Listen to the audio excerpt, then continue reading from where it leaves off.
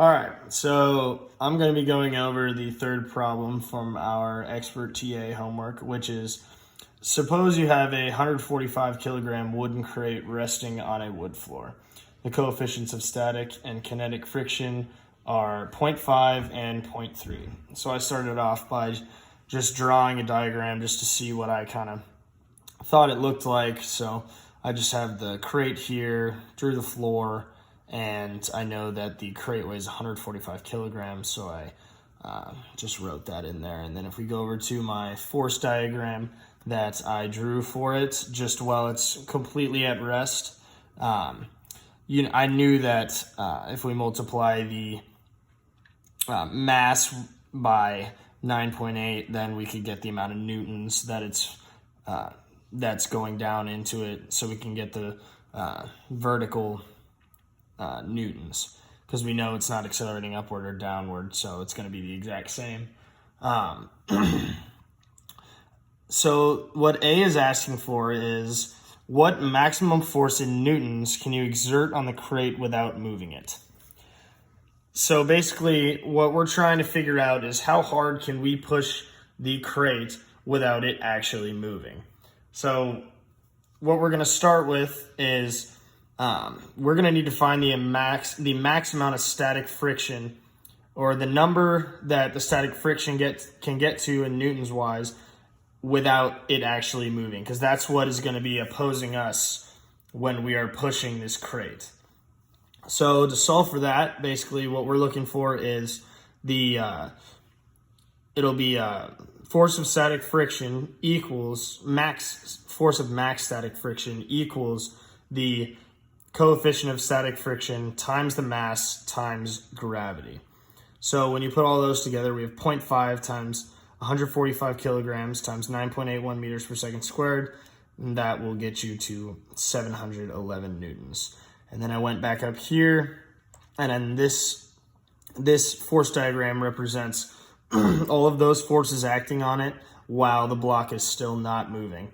So we're going to have our force that we're applying, which is 711 newtons, and then the force of static friction pointing in the left direction. I'm just saying that's negative 711 newtons, because the crate is still not moving, so we know that the net force has to be 0.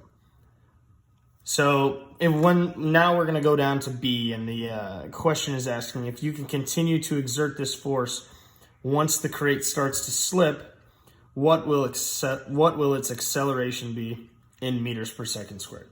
So this is where we need to find the net force after it slips. And basically the net force is going to be our force that we got going in that direction minus the kinetic friction force, which is going to be the force that which is going to be the friction force that we get once the block starts moving. So if we plug those numbers in, it's going to be the net force equals 711 newtons minus our kinetic friction, our coefficient of kinetic friction, which was 0.3, times our mass, 145 kilograms, times gravity, which is 9.8 meters per second squared. And that right there is, it's the same equation that we used to find the max static friction, just this time we're using it to find the kinetic friction. And that will in return give us 284 newtons, but we're not done yet. We have to figure out what the acceleration is, and that's why we figured out net force, because now we can use the acceleration problem. Acceleration equals the net force divided by the mass. And so that's easy. We just take our 284 newtons that we just calculated and divide it by our original 145 kilograms from our crate, and that will give us 1.96 meters per second squared.